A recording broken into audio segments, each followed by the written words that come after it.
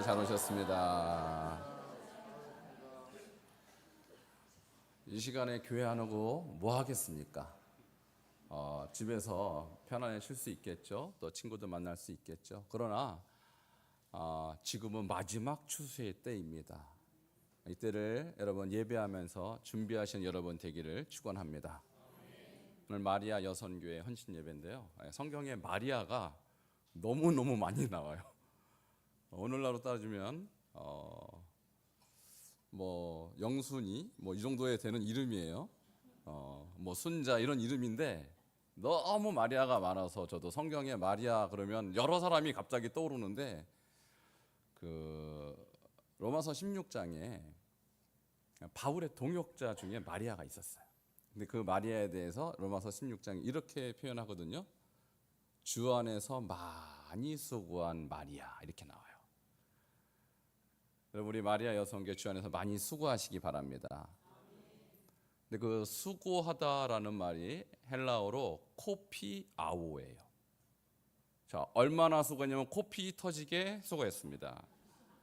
헬라어가 말해주고 있는 거예요. 쌍코피 터진 것 같아요 아무래도. 그래서 얼마나 수고했으면 바울이 그 사람의 이름 앞에 형용사로 많이 수고한 마리아에게 문안하라 그랬을까요? 여러분 바울이 잊지 못할 정도로 엄청나게 수고한 그 마리아 이름을 바울은 기억할 수밖에 없었겠죠. 우리 마리아 여성교회 우리 한 분 한 분 주님께서 그렇게 기억해 주시기를 바랍니다. 오늘 마지막 추수의 때라는 제목인데요. 여러분 우리가 교회에 나오지 않으면 지금이 어느 때인지를 아무도 말해주지 않아요. 지금이 어느 때인지. 회사 간다고 지금이 어느 때라고 말해주지 않습니다. 여러분 어떤 회사든. 그리고 여러분이 어디를 간다 해도 지금이 어느 때라고 말해주는 곳은 없어요. 근데 왜 교회를 나와야 되냐면 지금이 어느 때인지를 가르쳐주는 것이 교회입니다. 그러면 지금 성경에서 어느 때라고 말해요? 마지막 때, 마지막 때. 그것도 추수 때 이렇게 나와요. 그러니까 추수는요 이제 한 시즌이 끝나는 것이죠. 그래서 벼를 딱 베고 추수를 끝내면 이제 사실상 종료되는 거예요. 내년 봄이 오기 전까지 이제 노는 밭은 일을 더 이상 하지 않죠. 종말을 말하는 것입니다. 추수는. 근데 오늘 읽은 본문에 두 가지 추수가 나와요. 두 가지 추수. 하나는 곡식 추수가 나오고 하나는 포도 추수가 나오는데 곡식에 대한 추수는 성도를 상징하는 거예요. 이 알곡은. 근데 이 포도에 대한 추수는 교회 밖에 있는 하나님 모르는 사람들에 대한 심판의 대상으로서의 포도주. 그래서 포도를 이제 즙을 짜는 것을 비유로 해서 짓밟힌다. 그래서 포도를 밟으면 터지죠. 자, 마지막 심판 때, 추수 때 하나님 모르는 사람 그렇게 하나님의 발에 밟히는 그런 비유로 오늘 두 가지 추수가 나오는데요. 여러분은 포도의 추수가 아닌 곡식의 추수, 알곡의 추수가 되기를 축원합니다. 자, 이것이 오늘 14장 14절에서 20절의 전반적인 이 스토리 두 가지가 나오는데요. 우리가 계시록은 이제 우리 헌신 예배 때마다 제가 조금씩 다루고 있는데 벌써 14장 오늘이 마지막이거든요. 그러니까 이제 15장 들어가면 이제 7 대접의 재앙이 나와요. 첫 번째 재앙이 뭐였는지 혹시 기억나세요?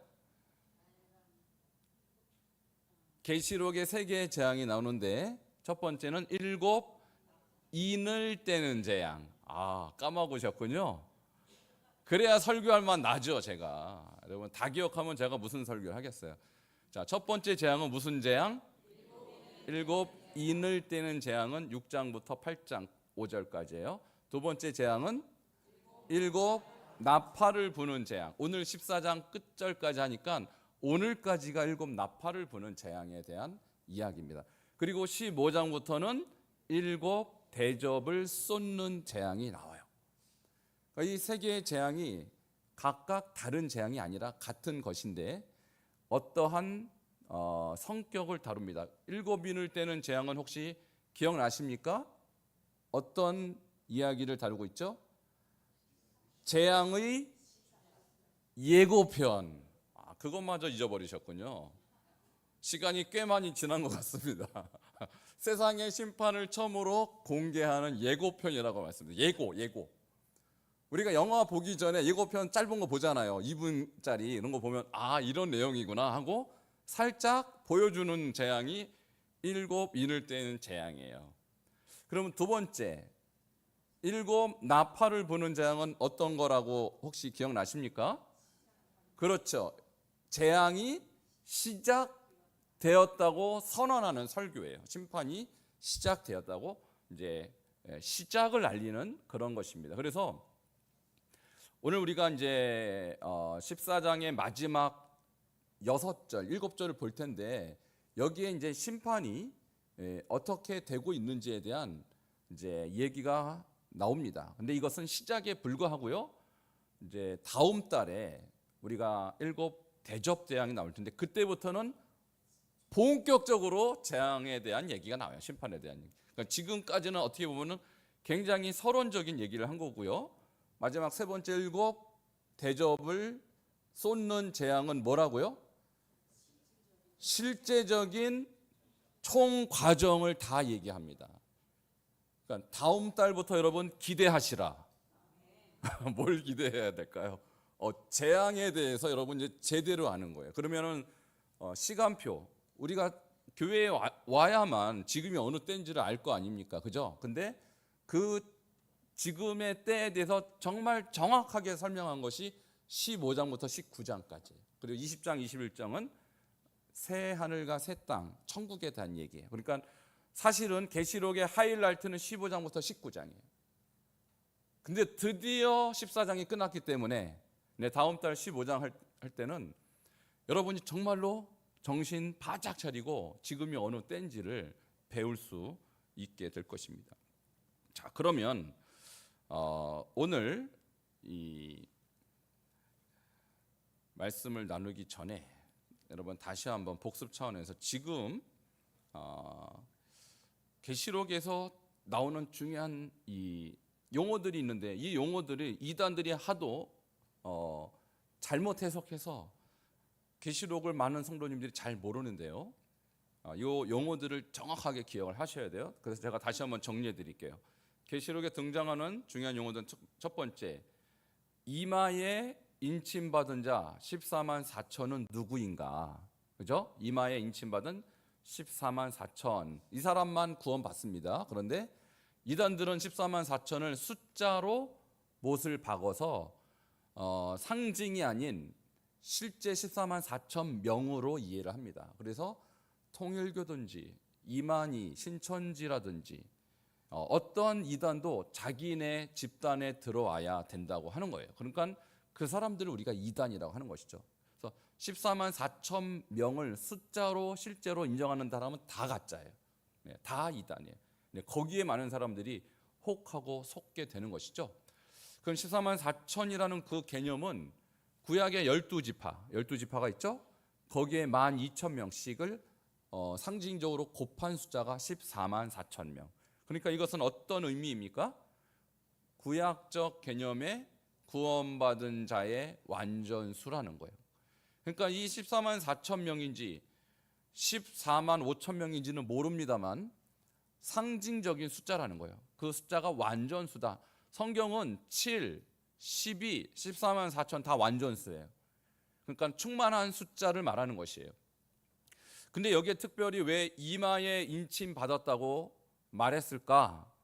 이것은 신명기 6장 4절에서 9절에 나오는 내 손목에 메어 기호를 삼고 미간에 붙여 표를 삼고 이 말씀에 대한 일종의 모방과 같은 표현이에요. 그래서 이마에 인침 받았다고 그랬죠? 그러니까 여기에 지금 뭐가 있는 거예요? 지금 현재 인침은 뭘로 받는 거예요? 인침은 말씀으로. 말씀.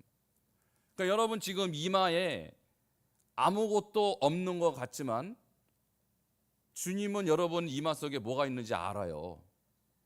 그러니까 여러분 머릿속에 뭐가 있는지 안다는 얘기예요. 저 옆에 분 이마를 뚫어지게 바라보세요. 그 안에 뭐가 들어있어요 지금? 그렇죠. 이 사람이 인침받는 것입니다. 이거는요 정말 중요한 문제예요. 정말 중요한 문제. 왜? 나중에 사탄도 666표를 어디다 찍어요? 이마하고 손목에 찍죠. 신명기 6장 4절에서 9절을 패러디 모방한 거예요. 똑같이 모방합니다. 왜? 사탄은 창의력이 없어요. 그래서 하나님이 하시는 거 따라하는 거예요. 그러면 이 테필린 명령, 내 손목에 매어 그러면 이 미간에 붙여 표를 삼으라는 것을 순종하는 사람은 어떤 사람이냐? 결국 말씀을 듣고 지켜 행하는 사람. 그래서 계시록 1장 3절에 보면 이 연의 말씀을 듣는 자와 읽는 자와 그 가운데 기록한 것을 뭐 하는 자? 지키는 자는 복이 있나니 때가 가까움이라. 할렐루야. 여기 또 때가 나오죠. 그러니까 종말로 가면 갈수록 주님의 재림이 임박하면 임박할수록 우리가 어디에 초점을 두느냐? 내가 말씀을 듣고 지켜 행하는가? 내 자신을 자꾸 돌아봐야 돼요. 왜? 내가 14만 4천에 들어있는지 안 들어있는지 중요합니까? 안 중요합니까? 중요하죠. 만일 제가 반석중앙교회 오면 무조건 14만 4천 이렇게 하면요 무조건 오겠죠. 2단 되는 거예요. 2단 되는 거예요. 근데 주님이 기준이 어느 집단이 아니라는 거예요. 주님의 기준은 명확합니다. 여러분의 이마에, 여러분의 전두엽에. 제가 전두엽 얘기를 자꾸 하는 이유는 전두엽은요 이성적 기능뿐만 아니라 영적 기능이 그 안에 들어있어요. 이것은 뇌과학자들이 최근에 발견한 놀라운 기능이에요. 양심이 어디 있느냐? 어디 있을 것 같아요? 양심이? 많은 사람의 양심이 여기 있는 줄 알아요. 아닙니다. 이마에 있습니다. 전두 피질이라는 이마에 들어있어요. 이마 바로 안쪽에. 거기에 양심의 기능이 거기에 들어있어요. 이게 망가진 사람은요 양심에 화인 맞은 사람. 그래서 학자들이 요즘 뇌과학이 발전하면 범죄 과학도 결국 그 사람의 뇌 검사를 합니다. 이 사람이 사이코냐 아니냐 그걸 봐요. 그럼 사이코 검사할 때 뭘 검사합니까? 뇌 검사하는 겁니다. 그래서 제가 뇌 얘기를 자꾸 하는 이유는 우리의 신앙과 뇌는 직결돼 있어요. 그래서 여러분은 이제부터 이마에 관심을 많이 가지셔야 돼요. 이마 속에 뭐가 들어있느냐가 여러분의 미래가 되는 것입니다. 그래서 여러분 말씀이 여러분의 이마에, 여러분의 전두피질에, 여러분의 머릿속에 가득 차 있기를 축원합니다. 자, 이것이 14만 4천의 의미이고요. 두 번째 중요한 용어는 흰옷 입은 자. 흰옷 입은 셀 수 없는 큰 무리가 계시록 7장 9절인데 이 사람은 또 누구냐?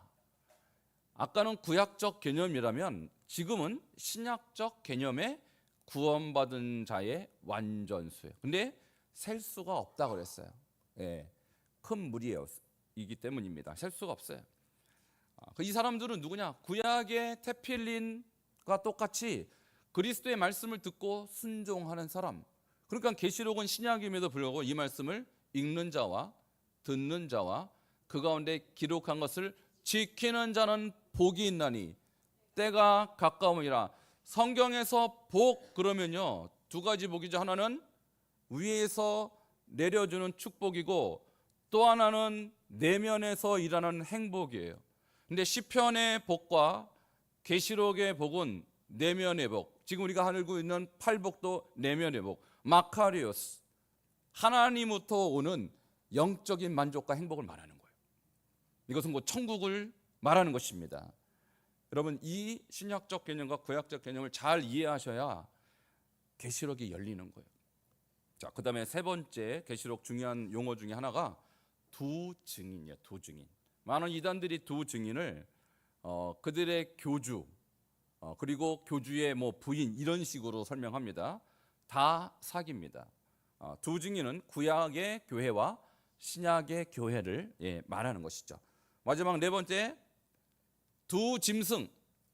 여러분 여기에 나오는 이 용어들 굉장히 계시록을 여는 중요한 단어들인데 두 짐승 중에 첫 번째 짐승은 마귀를 말하는 거예요. 마귀, 사탄.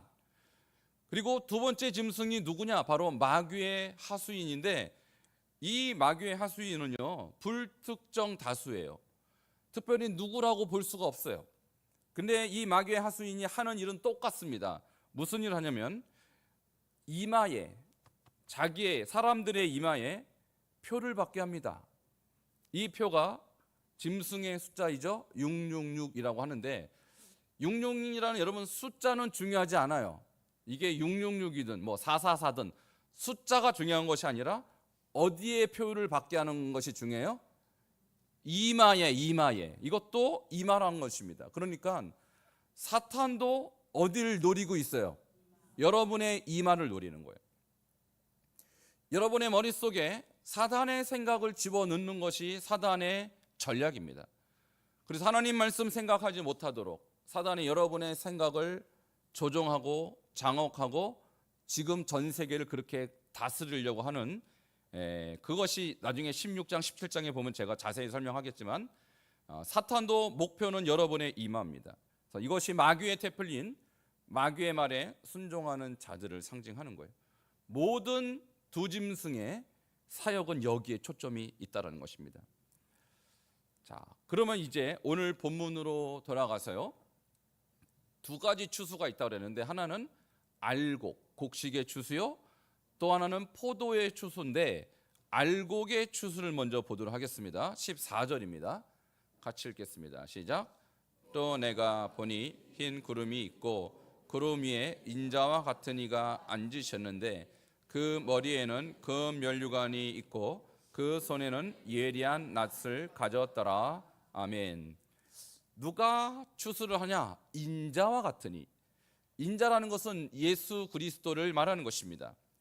그러니까 추수를 지금 알곡을 추수하는 자는 예수 그리스도라는 거예요. 여러분, 예수님이 이 땅에 오셔서 먼저 알곡부터 찾습니다. 제가 여러분께 한 가지 질문할 텐데요. 예수님이 이 땅에 오셔서 죄인을 먼저 심판하실까요? 아니면 알곡을 먼저 추수하실까요? 어떻게 하셨어요? 오늘 말씀이 그렇게 알곡부터 나오니까 여러분 눈치도 빠르셔요. 오늘 벌써 추수부터 하는데 누구부터 추수합니까? 알곡부터 추수하는 거예요. 그러니까 주님이 이 땅에 오시자마자 누구부터 찾느냐? 이마에 하나님 말씀이 있는 사람, 알곡부터 찾는 줄 믿으시기 바랍니다. 그러니까 지금 주님이 와서 찾겠어요? 이미 관찰하고 있겠어요? 관찰 중일 거예요, 분명히. 그리고 때가 딱 차면, 마치는 종이 딱 울리면 주님이 오자마자 그 사람들을 불러 모으는데요. 자, 그런데 여기에 예수님의 이미지가 이렇게 돼 있습니다. 머리에는 금면류관. 이 면류관은 왕의 상징이죠. 통치자라는 것입니다. 그 다음에 손에는 뭐가 있냐면 예리한 낫을 가졌더라. 자, 낫을 가지고 알곡을 베는 거죠. 그런데 이 예리한 낫은 그리스도의 심판권을 말하는 거예요. 그러니까 통치권자이시고 심판권자가 오셔서 누군가를 찾는데 그 누군가가 15절에 있어요. 15절. 같이 15절 읽도록 하겠습니다. 시작. 또 다른 천사가 성전으로부터 나와 구름 위에 앉은 이를 향하여 큰 음성으로 외쳐 이르되 당신의 낫을 휘둘러 거두소서. 땅의 곡식이 다 익어 거둘 때가 이르렀습니다 하니. 아멘. 자, 지금 이 추수자인 예수 그리스도께서 곡식을 거두려고 오셨다고 성경에 기록되어 있어요. 여기서 거두다, 추수하다라는 이 말은 구원하는 것을 말하는 것입니다. 그러니까 여러분, 제가 이 계시록에 대한 전반적인 배경을 항상 말씀드리지만 계시록은 1세기 그리스도인들이 특별히 도미티아누스 황제가 그리스도인을 박해했을 시절에 그 성도들의 고난을 배경으로 하고 있습니다. 그러니까 얼마나 성도님들이 고통스럽겠어요. 그런데 주님이 오자마자 심판부터 하지 않고 그 고통 속에서 믿음을 지킨 사람들을 이제 자기의 품 안에 환영하고 이렇게 받아들이기 위해서 먼저 찾아오신다는 거예요. 여러분, 그 추수는 그들에게는 구원이겠죠. 너무나도 고통스러운 상황에서 구원을 얻는 시간이 바로 주님의 추수인데요. 여러분은 1세기의 그리스도인과 같이 이렇게 고통스러워하지 않기 때문에 우리의 삶이 예수님 빨리 오세요 이런 마음이 별로 안 드시죠, 솔직히 별로 안 드시죠. 근데 1세기 그리스도인들은 너무너무 그 주님이 그리웠어요. 주님 좀 제발 좀 와주세요. 저는 힘들어 죽겠습니다. 하루하루가 너무 고통스러웠어요. 예수 믿는다는 이유로 재산 다 뺏겠습니다. 예수 믿는다는 이유로 그들은 언제 죽을지 모르는 참 하루하루 비참한 생활을 살았어요. 그러니까 지금 이 상황에서 내가 살아나는 방법은 예수님 빨리 오시는 길밖에 없었어요. 여러분, 지금 우리는 너무 사실 편안하기 때문에 예수님 빨리 와야 된다는 이유를 우리가 잘 모릅니다. 그러나 북한에 있는 30만 40만 성도들 한번 생각해 보세요. 그들이 그 김일성, 그 김정은의 독재를 벗어나는 길이 뭘까요? 예수님 오시는 길밖에 없어요, 그들에게는. 여러분, 무슬림 땅에서 예수 믿고 지하에서 너무너무 힘들게 살고 있는 우리 성도들이 있습니다. 저는 그들을 돕다가 왔어요. 그들의 소원은 예수님 빨리 오는 거예요. 여러분, 예수님께서 이 땅에 오셔서 예수님 빨리 오십시오, 예수님 간절히 기다립니다. 그 소망하는 사람을 먼저 구원하지 않겠습니까? 여러분, 예수님의 오심을 간절히 사모하시기를 바랍니다. 예수님은 그 사람부터 찾을 거예요. 간절히 부르짖는 사람, 주님 저를 좀 구원해 달라고 간절히 외치는 사람, 그 사람부터 주님 찾지 않을까요? 예수님은 그 일을 위해서 오신다는 것입니다. 그리고 16절은 그런 일이 성취될 거라고 다시 예언하고 있습니다. 16절 읽겠습니다. 시작. 구름 위에 앉으신 이가 낫을 땅에 휘두르매 땅의 곡식이 거두어지니라. 아멘. 자, 지금 요한이 환상으로 보니까 주님께서 그 낫을 휘둘렀어요. 그러니까 땅의 곡식, 다시 말하면 신실한 그리스도인들이 거두어졌다, 구원받았다는 뜻입니다. 지금 아직 이루어지지 않은 사건을 요한은 미리 환상을 통해 보는 것입니다. 여러분 한번 생각해 보세요. 주님이 이 땅에 오실 때 낫을 들고 온다고 생각하시고, 이제 함께 주님이 천국으로 데려갈 자를 이제 낫을 휘두를 때 주님과 함께 올라갈 사람, 그 사람이 누가 될까? 오늘 1세기 그리스도인처럼 우리 반석중앙교회 성도님들은 한 분도 빠짐없이 이 구원의 행렬에 참여하시기를 축원합니다. 이 말씀이요, 마태복음 24장 31절에도 비슷하게 등장하는데 24장 31절 함께 읽도록 하겠습니다. 시작. 그가 큰 나팔 소리와 함께 천사들을 보내리니 그들이 그의 택하신 자들을 하늘 이 끝에서 저 끝까지 사방에서 모으리라. 아멘. 계시록에는 추수를 하는 비유로 나오지만 마태복음 24장은 예수님의 계시록이죠. 여기에는 이 끝에서 저 끝까지 사방에서 모은다, 이렇게 말씀하는 것입니다. 사방에서 모으는 비유이든 아니면 추수의 비유이든 주님의 관심은 주님의 구원을 기다리는 자에게 구원을 실질적으로 허락하시는 것, 이것이 마태복음 24장 주님의 계시록과 요한이 쓴 계시록의 공통점이라는 거예요. 그때 여러분 추수되기를 축원합니다. 자, 또 하나의 추수가 있어요. 지금은 구원의 추수, 또 하나의 추수는 반대의 추수겠죠. 심판의 추수가 나와 있습니다.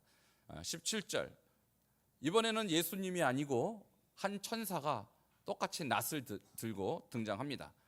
근데 이 천사는 무엇을 추수하려고 이 낫을 들었냐면 18절, 포도송이를 거두려고 낫을 들고 있는 거예요. 같이 18절 읽겠습니다. 시작. 또 불을 다스리는 다른 천사가 제단으로부터 나와 예리한 낫 가진 자를 향하여 큰 음성으로 불러 이르되 네 예리한 낫을 휘둘러 땅의 포도송이를 거두라. 그 포도가 익었느니라 하더라. 아멘. 심판의 추수의 추수꾼은 예수님이 아니라 천사예요. 근데 그 천사의 손에 있는 낫은 누구를 향했냐면 포도송이를 향했어요. 근데 이 포도송이가 계시록에서 비유하는 것은 뭐냐면 짐승에게 666, 아까 있죠? 두 짐승 중에서 첫째 짐승, 두 번째 짐승, 바로 첫 번째 짐승 사탄에게 경배한 악인들을 치기 위해서, 거두기 위해서 등장한 천사예요. 근데 여기 보니까 포도가 익었다 이렇게 말해요. 포도가 익었다. 무슨 뜻일까요? 죄악이 절정에 달해서 더 이상 기다릴 필요가 없게 됐다라는 것입니다. 우리가 1세기적 관점에서 보면 누구일까요? 이 포도송이는 그리스도인들을 괴롭히고 죽이고 박해했던 로마의 황제와 그의 수하에 있는 로마의 지도자들이겠죠. 로마의 지도자들이겠죠. 이것이 계시록의 역사적 해석이에요. 그것을 우리가 그렇게 이해할 수 있겠죠. 그 역사적 해석뿐만 아니라 우리가 이것을 또한 상징적으로 해석할 때 어떻게 이해할 수 있냐면, 예수님이 이 땅에 이제 재림하실 때 천사들을 보내서 아까 14만 4천 명 그리고 흰옷 입은 셀 수 없는 흰 무리를 제외한 나머지 사람들, 자, 이 사람들의 이마에는 예수님의 테필린이 아닌 사탄의 테필린이 돼 있는 사람들, 그러니까 생각하는 것이 악이고 연구하는 것이 악이고 그들의 모든 사고와 판단이 사탄이 좋아하는 것만 행하는 사람들, 이런 사람들을 주님은 모아서 어떻게 하려고 하시냐면 포도주 틀에 던지려고 하시는 거예요. 그것이 19절이에요. 같이 19절 읽겠습니다. 시작. 천사가 낫을 땅에 휘둘러 땅에 포도를 거두어 하나님의 진노의 큰 포도주 틀에 던지매. 자, 여기 포도주 틀이라고 나와 있는데 우리가 이것을 이스라엘 문화적으로 좀 이해할 필요가 있는데, 우리 한국 사람은 포도주 틀이 집에 없죠. 혹시 집에 있는 분 계세요? 포도주 틀? 이분은 상당히 심각한 문제가 있는 분인데, 포도즙 틀이 더 정확해요. 포도즙 틀. 왜냐하면 유대인들은 물이 귀한 나라이기 때문에 포도를 생산해서 가정마다 포도즙을 짭니다. 근데 어떻게 짜느냐면 발로 짓이겨서 짜요. 우리나라도 포도 생산하는 분들 보면 포도주를 만들 때 발로 짓이기더라고요. 자, 그림을 한번 보여드릴게요. 저렇게 하는 거예요. 저 발이 깨끗할지 더러울지는 몰라도 방식은 늘 저렇게 합니다. 우리나라도 저렇게 하더라고요. 근데 장화 신고 이렇게 좀 청결하게 하는 것 같은데 저 사람은 맨발로 하죠. 어쨌든 저렇게 짜는 거예요. 그래서 큰 틀이 있고 거기서 좀 아래쪽에 또르르 내려오면 작은 틀이 있어요. 거기에서 떠갖고 포도주 항아리에 저렇게 담아서 음료로 쓰는 거예요. 그럼 주님께서 왜 천사들을 통해서 사탄의 테필린을 하는 사람들을 저 포도주 틀에 집어 던지냐면 저렇게 발로 짓밟으려고 짓이기는 것입니다. 근데 저 비유가 얼마나 끔찍하냐면 그 높이와 저렇게 저거는 쪼르르 흐를 거 아닙니까? 근데 그 사람들 짓밟은 사람들의 몸에서 나오는 피가 말의 안장 정도의 높이로 무려 300km가 흐른다 이렇게 나와요. 자, 그것이 오늘 마지막 절 20절에 그렇게 나와요. 그 비참함, 그 혹독함이 20절에 뭐라고 나오는지 함께 읽겠습니다. 시작. 성 밖에서 그 틀이 밟히니 틀에서 피가 나서 말 굴레까지 닿았고 1600 스타디온에 퍼졌더라. 아멘. 여러분, 말 굴레를 어떻게 하는지 혹시 아세요? 입에다 하는 거거든요. 그래서 말 안장과 말 입에 굴레를 메우는데 이 높이가요, 사람의 머리 정도 되죠. 자, 사람의 머리 정도 되는 그 높이로 1600 스타디온, 1스타디온이 약 300m예요. 1 스타디온이, 제가 갑자기 기억이 안 나는데 계산해 봤습니다. 어쨌든 1600 스타디온을 계산해 봤더니 300km 정도 되는 거예요. 300km. 여기서 300km면요 광주입니다. 전라도 광주까지. 그런데요, 이스라엘의 지도에서 예루살렘부터 300km 가는 지점을 찾아봤더니 홍해예요. 홍해. 여러분, 홍해 그러면 무슨 색깔입니까?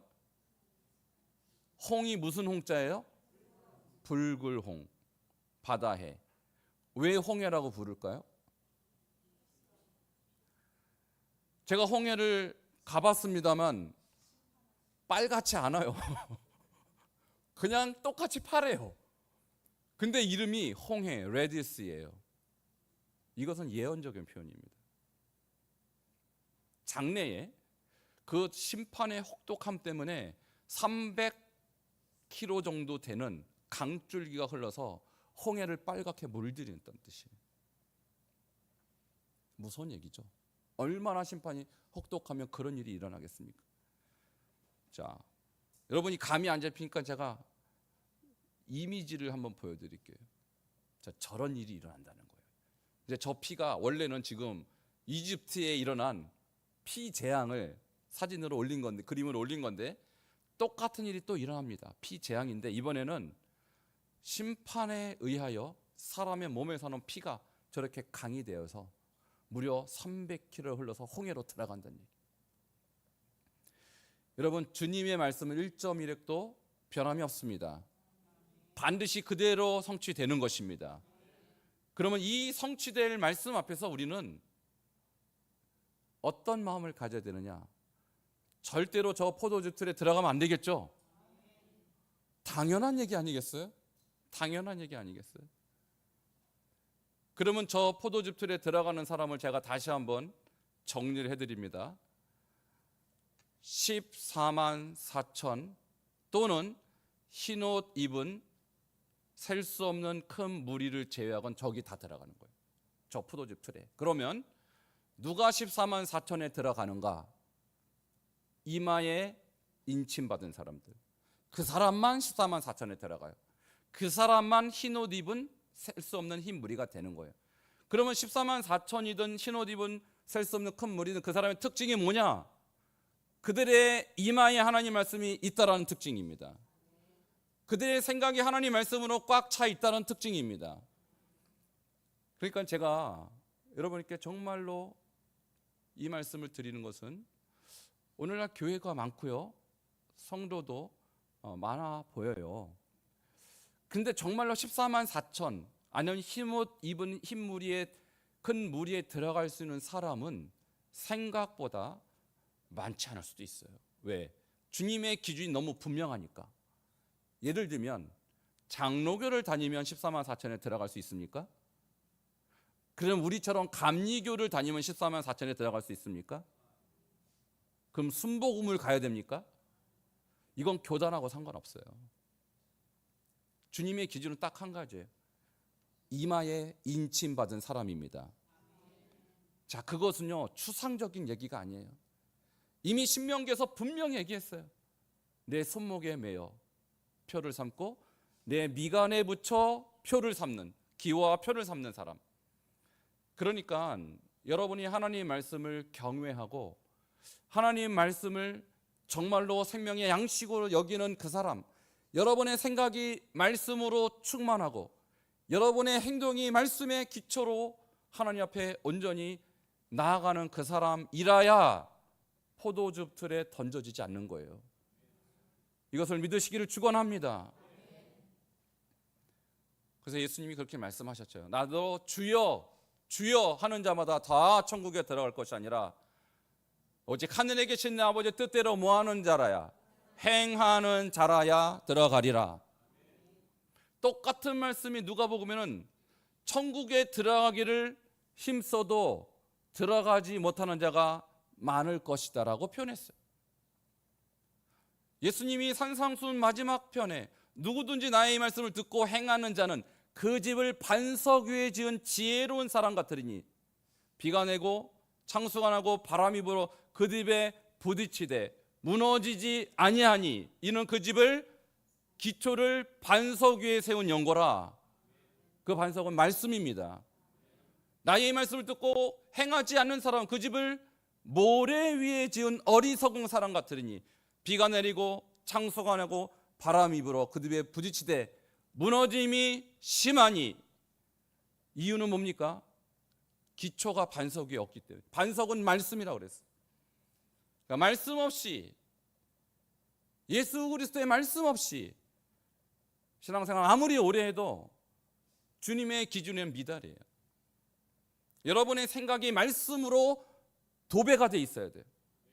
여러분이 어떤 생각을 하든 어떤 판단을 하든 어떤 결정을 하든 여러분의 경험, 여러분의 지혜, 여러분의 판단에 의존하면 여러분은 자격 없어요. 14만 4천이 될 수 없어요. 모든 기준은 하나님 말씀이어야 됩니다. 이것이 계시록의 핵심 주제예요. 제 말씀을 정리하겠습니다. 주님의 재림 때 두 가지 추수가 있는데, 하나는 곡식의 추수요, 하나는 포도의 추수일 때, 곡식의 추수는 알곡들을 모아서 주님의 천국 창고에 드리기 위한 추수라면, 포도의 추수는 심판을 위한 추수인데, 반석중앙교회 담임 목사로서 저의 막중한 사명은 여러분이 다 알곡 되게 하는 것입니다. 우리 교회 사람은, 우리 교회 성도는 반석중앙교회를 밟는 이상 단 한 명도 포도즙 틀에 떨어진 일이 없어야 되는 것입니다. 저는 그 사명 갖고 여러분에게 가르치는 거예요. 그 사명 가지고 여러분에게 설교하는 거예요. 설교 시간 돼갖고 설교하는 게 아닙니다. 오전 예배든 저녁 예배든 저의 비전은 우리 교회에 단 한 명도 포도즙 틀에 떨어진 일이 없어져야 되는 것입니다. 오늘 이 말씀 듣고 여러분이 과연 주님 앞에서 14만 4천으로서 준비되어 가고 있는지 기억하시고, 반드시 14만 4천에 들어가는 여러분 되기를 주 이름으로 축원합니다. 함께 기도하시겠습니다. 주님의 추수가 임박해 오고 있는 때, 이 때를 맞이해서 우리는 하나님 말씀 앞에 전심으로 반응해야 됩니다.